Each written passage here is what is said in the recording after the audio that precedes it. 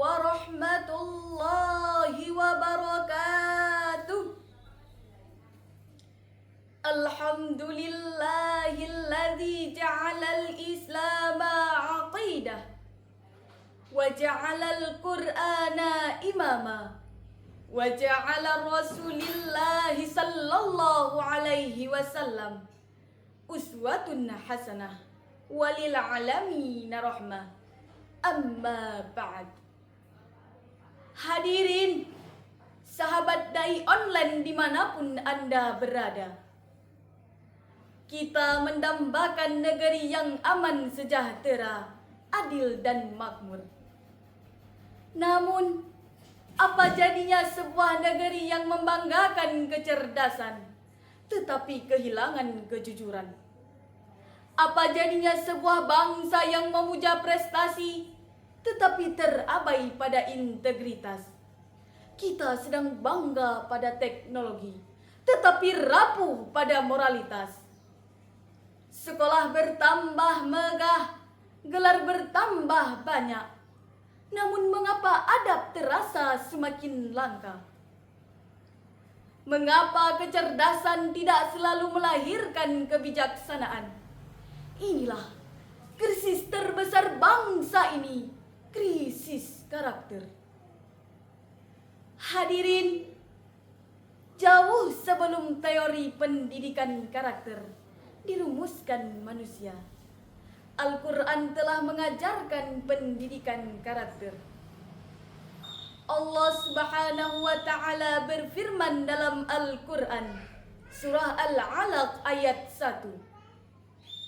Bismillahirrahmanirrahim. Iqra bismi rabbikal ladzi khalaq. Bacalah dengan menyebut nama Tuhanmu yang menciptakan. Perintah pertama bukan salat, bukan puasa, tetapi iqra, bacalah, namun bukan sekedar membaca. Syekh Muhammad Tahir Ibnu Ashur di dalam tafsirnya At-Tahrir wa Tanwir jilid 30 halaman 436 mengatakan bahwa huruf ba pada kalimat Iqra bismi rabbik merupakan ba isti'anah, artinya setiap proses membaca, meneliti, mengkaji harus diikuti dengan nilai-nilai religi yang menyandarkan diri pada Sang Ilahi. Saudaraku, dalam Musnad Ahmad yang diriwayatkan Abu Hurairah radhiyallahu an, Rasulullah sallallahu alaihi wasallam bersabda, "Innama bu'istu liutammima makarimal akhlaq." Sesungguhnya aku diutus untuk menyempurnakan kemuliaan akhlak. Inilah pondasi pendidikan karakter yang paling utama dan pertama. Hadirin, Al-Quran tidak menekankan kepada pendidikan intelektual semata, sebab pendidikan intelektual tidak diimbangi dengan pendidikan karakter akan melahirkan manusia pintar tetapi yang bermoral rendah, yang ujungnya berakhir dengan kehancuran dan kebinasaan. Fir'aun cerdas, Karun kaya, namun ketika menguasai hati, ilmu dan harta menjadi sebab kebinasaan. Allah berfirman dalam Al-Quran, surah Ghafir ayat 82. Bismillahirrahmanirrahim. Afalam yasiru fil ardi fayanzuru kaifa kana aqibatul ladzina min qablihim. Maka tidakkah mereka berjalan di muka bumi lalu memperhatikan bagaimana kesudahan orang-orang yang sebelum mereka?